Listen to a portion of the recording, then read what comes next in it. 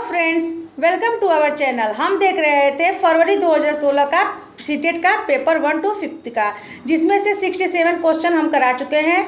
ये है पर्यावरण अध्ययन और बाल विकास शिक्षा शास्त्र का अध्ययन हम पिछले वीडियो में कर चुके हैं। आते हैं अपने प्रश्न पर। 68 महेश कक्षा 4th के शिक्षक हैं। वे वृक्ष संरक्षण की अवधारणा से पर शिक्षार्थियों को संवेदनशील बनाने के लिए योजना बनाते हैं।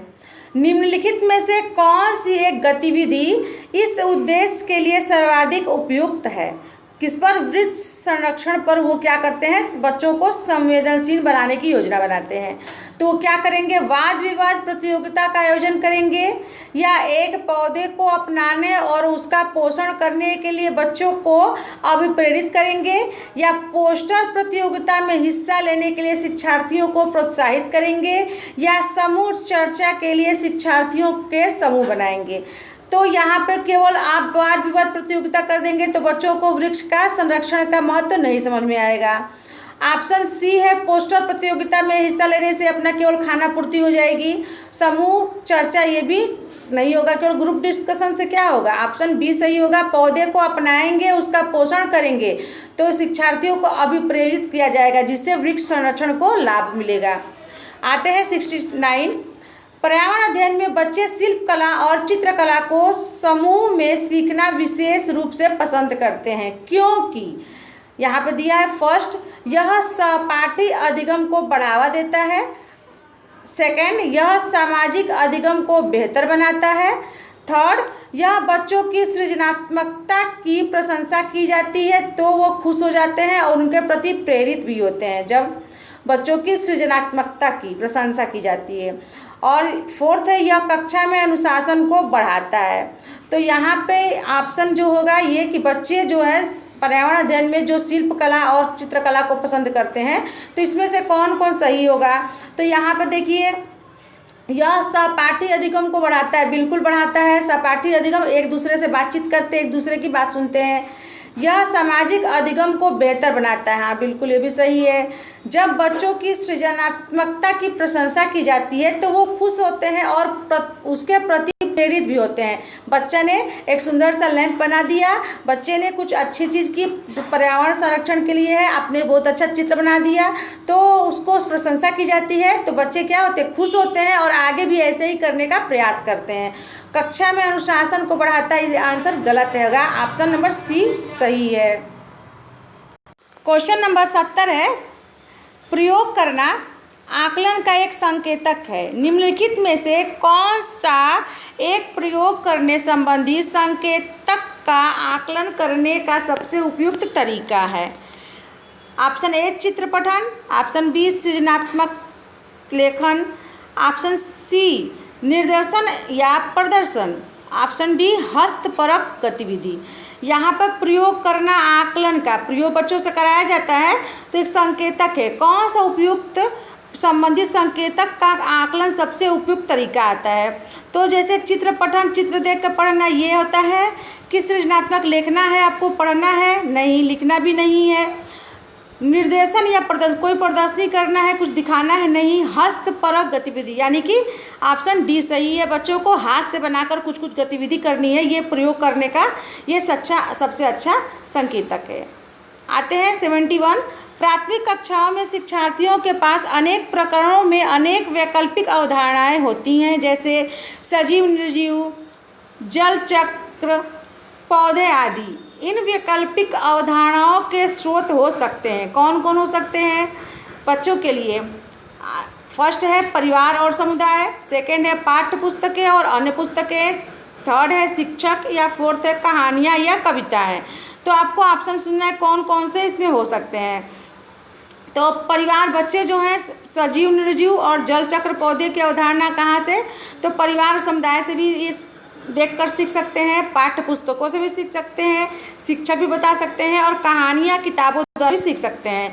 तो ऑप्शन बी जो दिया है ए फर्स्ट सेकेंड थर्ड फोर्थ, ये ऑप्शन बी सही होगा। आते हैं 72 क्वेश्चन में, कांच के जार तथा बोतलों को उनमें अचार भरने से पूर्व सूर्य की धूप में अच्छी तरह सुखाया जाता है, ऐसा क्यों होता है? हम लोगों ने ईवीएस पढ़ा था, ईवीएस में जब चिट्टा और चिट्टी ने अचार बनाया था, अचार बनाया था, आपने देखा था उसमें आम का उन्होंने बनाया था, आम की पापड़ी बनाई थी।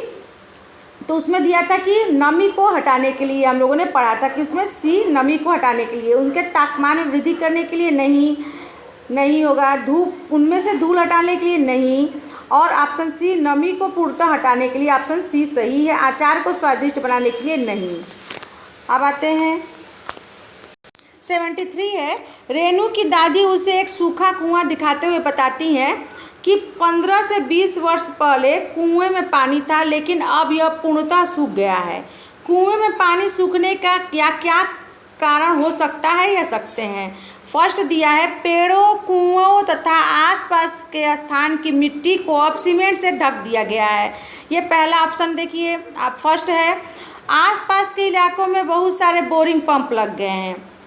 थर्ड है प्रत्येक व्यक्ति के घर अब नल होने के कारण कोई भी कुएं का प्रयोग नहीं करता।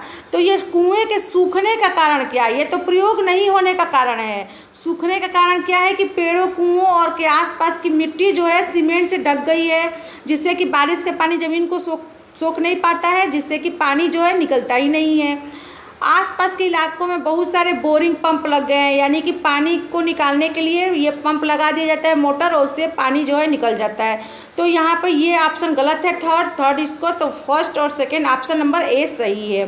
74 देखते हैं क्वेश्चन नंबर, बगुला भैंस पर बैठता है क्योंकि ऑप्शन ए बगुला और भैंस में सहजीवी का संबंध है, बी बगुला मनोरंजन के लिए भैंस पर बैठता है, सी भैंस बगुले को एक स्थान से दूसरे स्थान तक आने जाने में मदद करती है, डी बगुला भैंस को डराना चाहता है। तो ऑप्शन नंबर ए सही होगा, क्योंकि बगुला जो है भैंस के शरीर पर से छोटे छोटे अपने उसके शरीर पर जीवाणुओं को खाता है, और भैंस को भी उसके शरीर को साफ करने में आराम मिलता है। तो आते हैं 75 क्वेश्चन में, निम्नलिखित में से जड़ का कौन सा कार्य पौधों के लिए नहीं है। ऑप्शन ए भोजन भंडारण या संचित करना, ऑप्शन बी ह्यूमरस उपलब्ध कराना, ऑप्शन सी पौधों को सहारा देना, या ऑप्शन डी जल तथा खनिजों का शोषण करना। तो इसमें है जड़ का कार्य नहीं है, कौन सा नहीं है कि भोजन का भंडारण या संचित करना, ये जड़ का कार्य नहीं है, ये जड़ का कार्य नहीं है, बाकी ये सारा है। तो ऑप्शन नंबर ए सही है। 76 देखिए, कणम मल्लेश्वरी के विषय में नीचे दिए गए कथनों पर विचार करिए। फर्स्ट, वो अंतर्राष्ट्रीय ख्याति प्राप्त भारोत्तोलक वेट लिफ्टर हैं, वह कर्नाटक की हैं, उसने अपने नाम से बहुत से रिकॉर्ड बनाए हैं, वो 130 किलोग्राम तक का भार उठा सकी थी। फोर्थ है, जब वो 12 वर्ष की थी तभी से वो भार उठाने का अभ्यास कर रही थी। तो इसमें आप जो ऑप्शन बी है सही है कि सभी, वो कर्नाटक की भी हैं, उनका रिकॉर्ड भी 130 का भार उठा सकती हैं, 12 वर्ष की थी तब से भार उठा रही हैं, और जो ये हैं ख्याति प्राप्त वेट लिफ्टर भी हैं। आते हैं 77, सीढ़ीदार कुआं या बावड़ी को संबंधित इससे कुछ कथन दिए गए हैं, देखते हैं। ये ईवीएस जो होता है, ईवीएस 5th क्लास का ये दिया गया है सीढ़ीदार कुआं। फर्स्ट देखिए, वे जल भंडारण तथा संरक्षण की पारंपरिक व्यवस्था है। सेकंड है, सामुदायिक स्रोत के रूप में उनका प्रयोग होता था। आगे, उनका निर्माण मुख्यतः वर्षा रहित राज्यों में होता है। और ऑप्शन 4 है उसमें नंबर पॉइंट, उसमें केवल संदूषित जल होता है। तो यहाँ ऑप्शन जो है 4th जो है वो गलत है, संदूषित जल नहीं होता है, अच्छा जल होता है। और फर्स्ट, सेकंड, थर्ड तीनों सही है, यानी कि ऑप्शन नंबर बी सही है। ये मैंने आपको वीडियो बनाया था ईवीएस का सीढ़ीदार कुआं, अगर आप लोगों ने नहीं देखा है तो मेरे जाकर चैनल पर ये वीडियो मैंने बनाकर डाला है, क्लास 5th का है सीढ़ीदार कुआं, उसमें जाकर आप इसको देख सकते हैं। आते हैं 78, वर्ली एक पारंपरिक कला का प्रकार है, वर्ली नामक स्थान किस राज्य में है। तो ये है महाराष्ट्र राज्य में। 79 देखिए, तमिलनाडु के निकटवर्ती या समीपवर्ती राज्य हैं, कौन कौन से हैं। केरल, कर्नाटक, आंध्र प्रदेश, या केरल, गुजरात और कर्नाटक। ऑप्शन सी दिया है आंध्र प्रदेश, गोवा, कर्नाटक, या डी गोवा, कर्नाटक और केरल। तमिलनाडु के निकटतम राज्य है केरल, कर्नाटक और आंध्र प्रदेश। क्वेश्चन नंबर 18, निम्नलिखित में से किसकी सुनने की शक्ति इतनी तीक्ष्ण होती है कि वो वायु से पत्तों के हिलने की ध्वनि और घास पर किसी जानवर के चलने की ध्वनि में अंतर कर सकता है। इसका भी मैंने आपको अध्ययन कराया है ईवीएस में, आप जाके मेरे पिछले वीडियो को देख लीजिएगा। तो इसमें है बाघ, गिद्ध, रेशम का कीड़ा, कुत्ता। तो यहाँ पे है कि पत्तों के हिलने की ध्वनि कुत्ता भी ज़्यादा सुनता है, लेकिन कुत्ता नहीं होगा, गिद्ध भी नहीं होगा, रेशम का कीड़ा नहीं होगा, बाघ है। मैंने खुद पढ़ाया है, आप लोग जाकर देख लीजिएगा। 81 है, जब कोई व्यक्ति ट्रेन द्वारा अहमदाबाद से केरल की यात्रा करता है तब वह अनेक सुरंगों को पार करता है। ये सुरंगें डैश डैश पर्वतों में है। किस पर्वतों में है? ए विंध्याचल पर्वत, बी अरावली है, सी है पश्चिमी घाट या डी है पूर्वी घाट। तो ये है पश्चिमी घाट पर्वतों की सुरंग में से चलती है। 82 है, पृथ्वी गोल है। वास्तव में पृथ्वी पर ऊपर नीचे कुछ नहीं, केवल सापेक्ष होता है। हम भारत के लोग डैश डैश डैश के लोगों के सापेक्ष उल्टे हो सकते हैं। किसके सापेक्ष? तो ए अलास्का या यूएसए, बी लीबिया, सी अल्जीरिया या डी अर्जेंटीना। तो ऑप्शन डी अर्जेंटीना। 83 है, मच्छरों के प्रजनन की रोकथाम के लिए ठहरे पानी पर तेल डालने की सलाह दी जाती है। ऐसा इसलिए क्योंकि ए तेल ऑक्सीजन की आपूर्ति को काट देता है, जिससे मच्छरों का प्रजनन थम जाता है। बी है मच्छरों को तेल द्वारा विकर्षित किया जाता है। सी है मच्छर तेल द्वारा मर जाते हैं और डी है मच्छर तेल की परत में फंस जाते हैं। तो इसका ऑप्शन होगा सही डी, मच्छर तेल की परत में फंस जाते हैं। क्वेश्चन नंबर 84 है, निम्नलिखित में से कौन सा कीट मधुमक्खियों की भांति कॉलोनी या बस्ती में एक साथ नहीं रहता? एक साथ नहीं रहता। ऑप्शन ए ततैया या बर्रा, चींटी, दीमक या मकड़ी। ये सब सारे जो होते हैं वो बस्ती में कॉलोनी बनाकर रहते हैं, जबकि मकड़ी जो है ये कॉलोनी नहीं बनाती है। ये हो गया 84। अब क्वेश्चन नंबर 85 है, ग्रामीण क्षेत्रों के मकानों के ढांचे वहाँ की जलवायु या मौसम की स्थिति से संबंधित होते हैं। एक गांव के मकानों के लक्षण नीचे दिए गए हैं।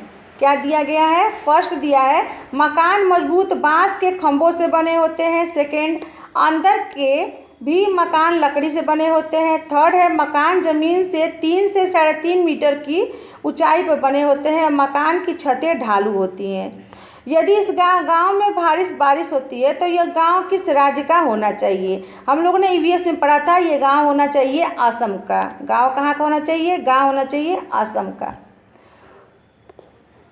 अब आते हैं क्वेश्चन नंबर 86, कुडुक कहाँ के लोगों की भाषा है? कुडुक कहाँ के लोगों की भाषा है? मिजोरम के, कि मणिपुर के, अरुणाचल प्रदेश के, कि झारखंड के? तो ऑप्शन नंबर डी सही होगा कि कुडुक कहाँ के लोगों की भाषा है? झारखंड की भाषा है। 87 देखते हैं, राष्ट्रीय पाठ्यचर्या की रूपरेखा वर्ष 2005 के अनुसार निम्नलिखित में से कौन सी एक पर्यावरण अध्ययन की विषय वस्तु या थीम है? ए भोजन, बी सौरमंडल, सी मौसम, डी ऊर्जा। तो ऑप्शन नंबर सही होगा ए भोजन। अब आते हैं क्वेश्चन नंबर 88, पर्यावरण अध्ययन में विषय वस्तु थीम आधारित उपागम को अपनाने के समर्थन में निम्नलिखित में से कौन सा तर्क सबसे अधिक सशक्त है? कौन सा है? देखते हैं ऑप्शन ए, यह पाठ्य योजनाओं को एक ढांचा प्रदान करने और शिक्षण को अधिक प्रभावी बनाने में मदद करता है। यह शिक्षण को अधिक रोचक और गतिविधि आधारित बनाने में मदद करता है। यह अवधारणाओं, मुद्दों और कौशलों के विस्तृत विस्तार को सम्मिलित करने में मदद करता है। यह विषय सीमाओं को नरम या सौम्य बनाने और संपूर्णता में ज्ञान को प्राप्त करने में मदद करता है। तो यहाँ पे इसका ऑप्शन होगा option A, option number A सही होगा। अब आते हैं क्वेश्चन नंबर 89 पे। 89 क्वेश्चन क्या है कि प्राथमिक कक्षाओं में पर्यावरण अध्ययन को सीखने और सिखाने में कहानियाँ एक महत्वपूर्ण पहलू हैं।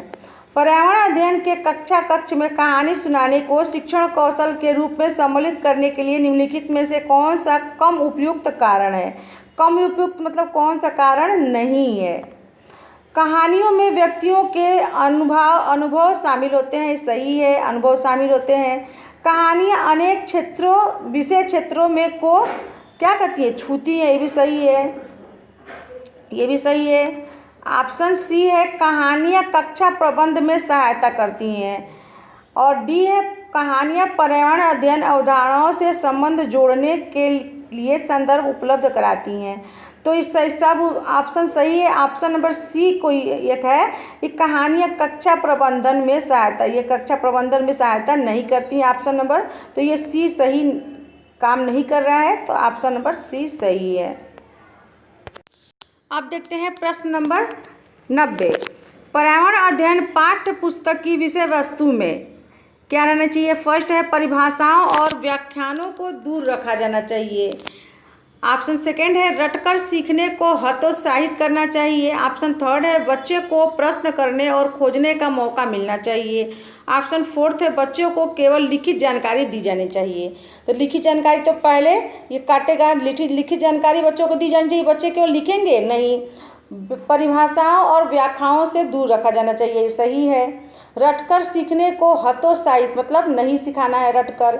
बच्चे को प्रश्न करने और खोजने का मौका देना चाहिए, सही है। फर्स्ट सेकंड थर्ड तीनों सही है। कौन से ऑप्शन में तीनों सही है? ऑप्शन नंबर डी में सही है। तो इसी के साथ हमारा पर्यावरण अध्ययन समाप्त होता है फरवरी 2016 का। मिलते हैं फिर हिंदी के साथ आपके, फिर तब तक के लिए धन्यवाद। अगर आपने मेरे चैनल को लाइक शेयर सब्सक्राइब नहीं किया है तो सब्सक्राइब कर लेंगे, और हाँ बेल आइकन दबा देंगे, जिससे मैं नया वीडियो बनाऊंगी तो आपको तुरंत नोटिफिकेशन मिल जाए।